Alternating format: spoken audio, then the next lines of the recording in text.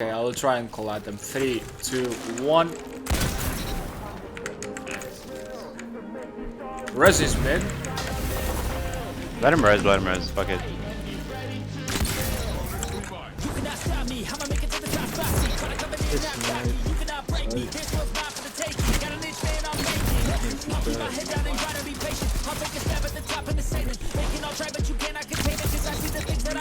Nice.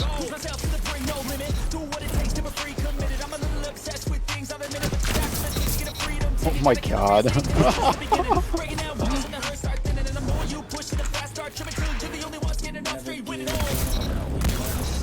Nice. Let me have him. Yeah. How? Bullshit. He's out of snipes. It's just on me. He's got no sniper. Too soft. That's a nice AP. Oh, nice. I don't have a special. Oh. Actually. Oh my Dude, god. I don't Nice know how I shit. did Shit it. on all of them. Oh really? We fucking weak. Oh my god, my gun didn't shoot. Got it.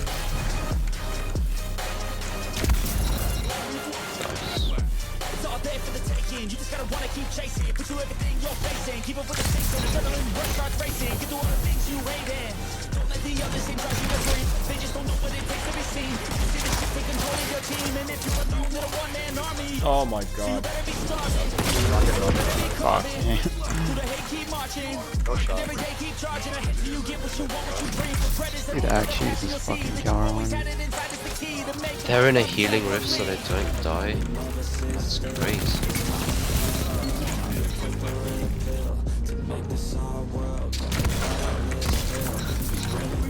Hello. Very good. Away, I'm absolute. Nice. You're welcome, you're welcome. Holy fuck. Holy shit. Nice. You're welcome. Oh, thank you. I had the one shot for you.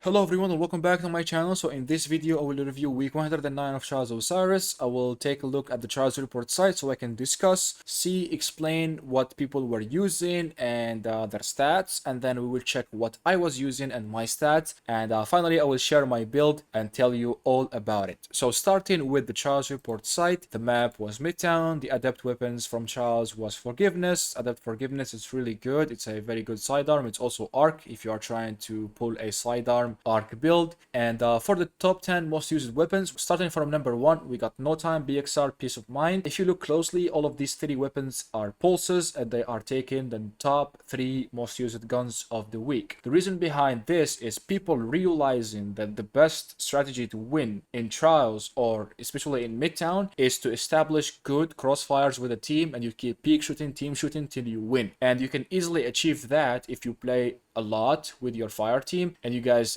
get the synergy between you and you understand your spots, how to peek shoot and help your team. Like maybe you can buff them, heal them, I don't know. So like that you can win the other team doing the same, or you can win the other team trying to ape you, because when they are trying to ape you and you team shoot them, they die super fast and they have no chance. So pulse rifles serves that purpose perfectly. They have a high range, it's higher than hand cannons. They take less flinch than hand cannons. You can still land some shots if you get shot, and if you get flinched, you still can land some of the bullets from the burst. You are not missing completely like if you were using a hand cannon. You still can peek shoot with a pulse just like a hand cannon, and you have more range than a hand cannon. These 3 pulses are the best at what they do. No time to explain, dominating the list because it is the best pulse rifle we have in the game. You can easily get a damage buff just by doing crit shots. Once you do get the buff, you will have an easier time two-tapping people, and that will kill them faster than what they expect, faster than their reaction time. Before they get into the cover, they will find themselves dead, spectating their other teammates.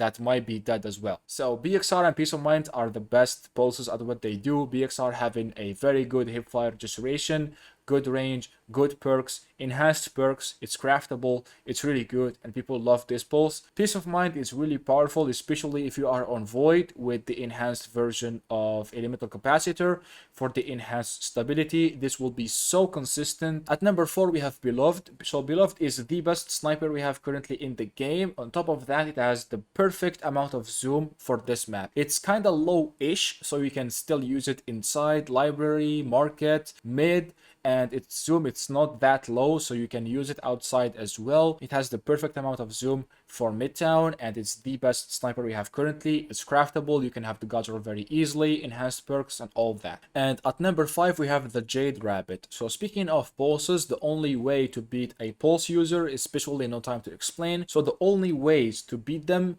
are if you shoot them first, if you outrange them with a scout, if you snipe them, or if you get close enough so you can beam them with an SMG that has a better TTK, or if you shotgun them. So Jade Rabbit serves the purpose of scouting them and outranging them. So no time is the best between like 25-45 meters. It will beam you no matter what. You will always lose against it because it's really good if you are at the same skill level, of course. So outside of its effective range, so outside of 45 meter, it will always lose to Jade Rabbit because Jade Rabbit is a 150 and it can 3-tap.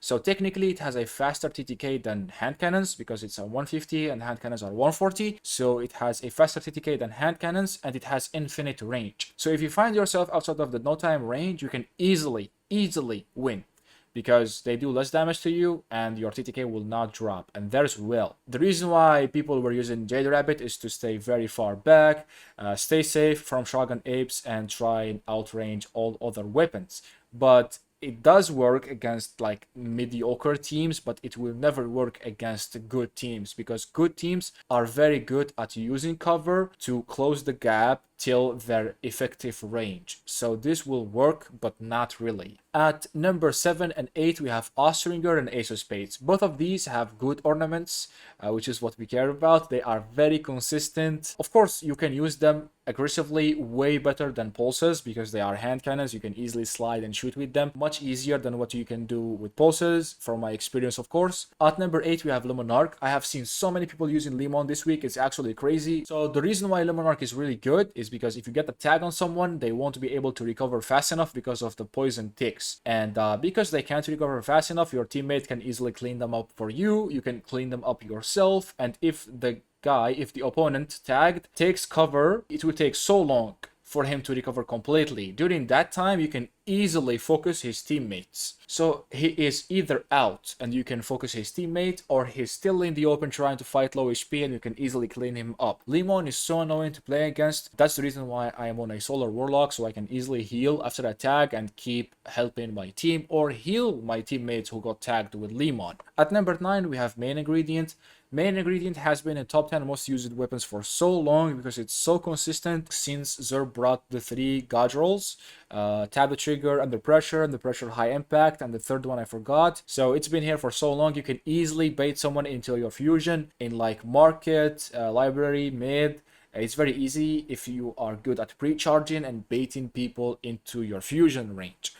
Finally, we have Reese Walker. So I have something to say about this. I have nothing against Reese Walker. I use Reese Walker on a daily basis. I have 2 God Drawers myself. But the only thing I have against it right here, right now, is not seeing Wastelander here. Because Wastelander now is better because of the enhanced perks. You can have enhanced slide shot, enhanced opening shot. And if you build it like that, it will be much more consistent and much better than Reese Walker. So I don't understand why we are seeing Reese Walker here instead of Wastelander.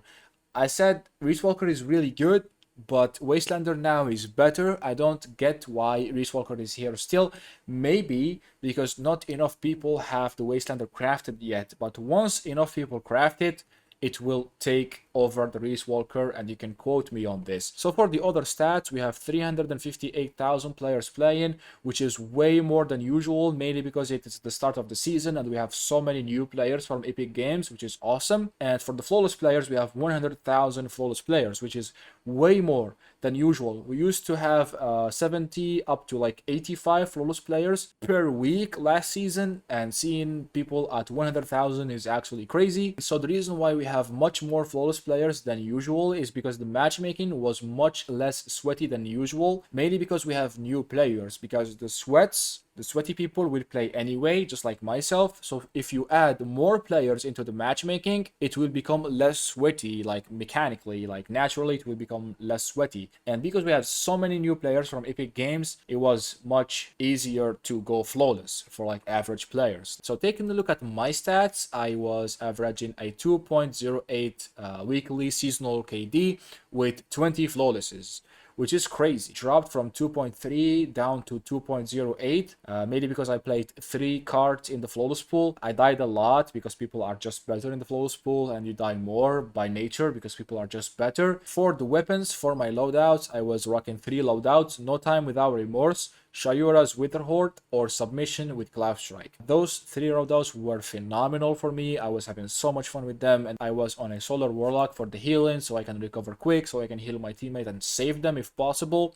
So healing nades, of course, to serve that purpose, and Touch of Flame to make my healing nades even better. We have Healing Rift right here, so I can have healing whenever I am team shooting and peak shooting, so my teammates can also benefit from it. Burst Glide, because it is the best glide / jump for Warlocks.